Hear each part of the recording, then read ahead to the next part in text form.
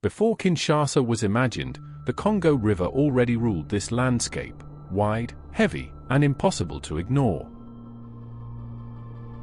Communities formed along its banks because the river provided transport, food, and connection long before roads existed.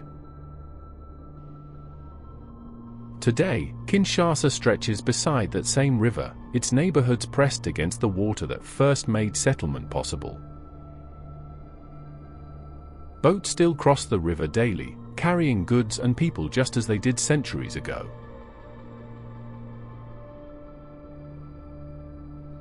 From the shoreline inward, the city grows dense and improvised, expanding faster than formal plans can manage.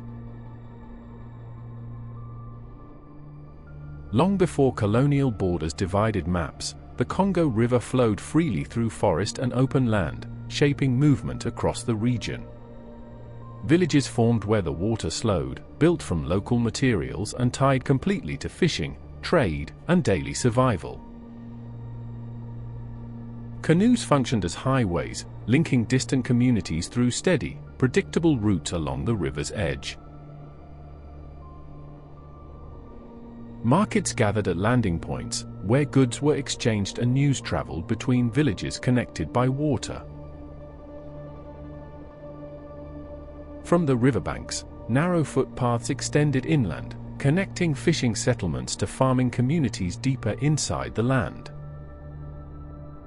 Over time, trade along the river became more structured, with established routes that connected distant regions through predictable exchange.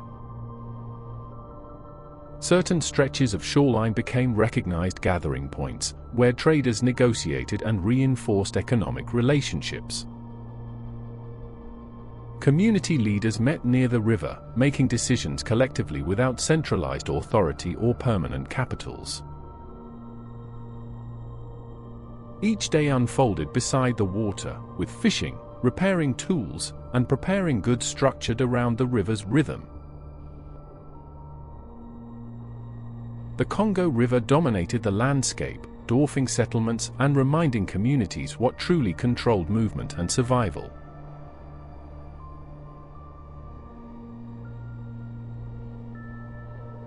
In the late 19th century, foreign powers began to notice the river, recognizing it as a gateway into Central Africa. Explorers and traders observed carefully from a distance, studying the river before asserting influence.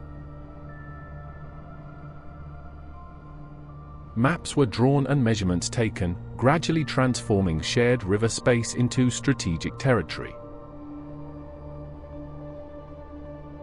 A temporary trading post appeared on the southern bank, marking the beginning of permanent external presence.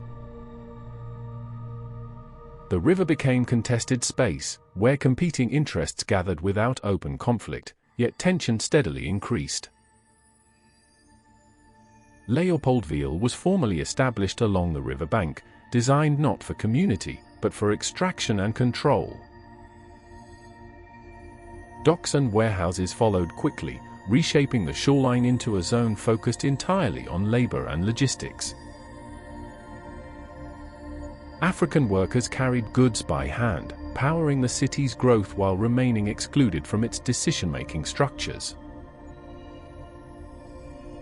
Colonial administration settled into newly built offices, introducing paperwork, regulation, and rigid hierarchy into daily life. Léopoldville took shape as a city organized around control, its layout defined by access to the river and separation of people. Planned European neighborhoods appeared, spaced and orderly, physically separated from the areas where African workers lived. African communities expanded outward in dense, improvised settlements shaped by necessity rather than design. Roads and rail links were built largely by manual labor, extending control deeper into the growing city. Movement between districts became regulated, embedding separation into everyday routines and patterns of work. Over time, segregation hardened into the physical structure of the city, visible in streets, housing, and access. Schools expanded across the city, training clerks and workers to operate systems they did not control. African clerks filled administrative offices, keeping records and maintaining order within rigid colonial structures. Newspapers and printed materials began circulating widely, quietly spreading political awareness across neighborhoods. Public spaces remained closely monitored, encouraging obedience through visibility rather than overt violence. Private conversations gradually turned political, as people began imagining a city beyond imposed control. Workers began gathering quietly after hours, sharing grievances, and forming early networks of solidarity. Music spread through neighborhoods, carrying identity and emotion beyond the reach of regulation. Political ideas moved through streets in fragments, passed carefully from person to person. Small organized gatherings appeared, disciplined and intentional, testing the limits of public space. By the late 1950s, the city felt tense and alert, increasingly difficult for authorities to contain. Colonial authorities responded by tightening control, expanding surveillance and reinforcing movement restrictions across the city. Arrests were carried out quietly, intended to discourage organizing without provoking open rebellion. Detention spaces became symbols of enforced silence, where dissent was temporarily removed from public view. Despite repression, resolve strengthened within communities, shaped by shared experience and growing determination.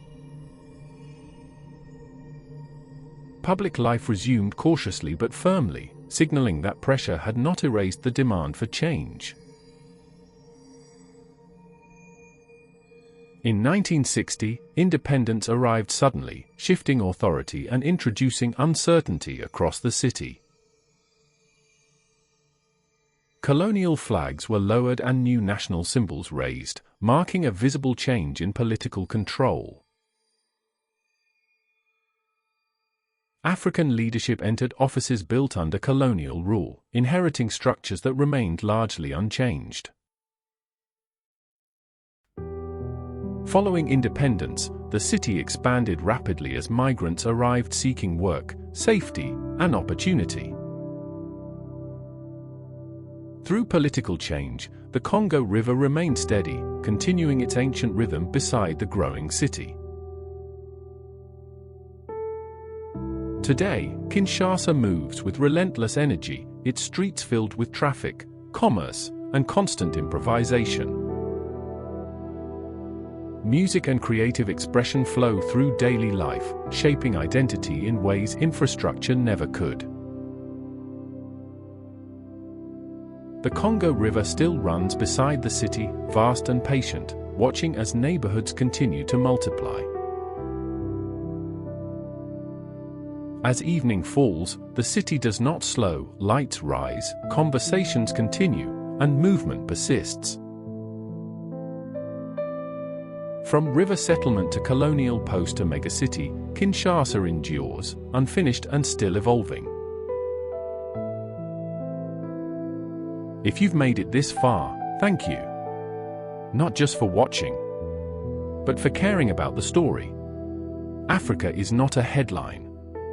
It's not a stereotype. It's not a single story. It is cities. It is rivers. It is voices. It is movement. And every city we explore reveals something deeper. About resilience. About growth. About identity. About the future. If these stories matter to you, if you believe Africa deserves to be understood in full, subscribe. Join this journey. Because we are not just telling history. We are reclaiming perspective. More cities are coming. More stories. More layers. And this time, we tell them properly. Thank you for watching. I'll see you in the next city.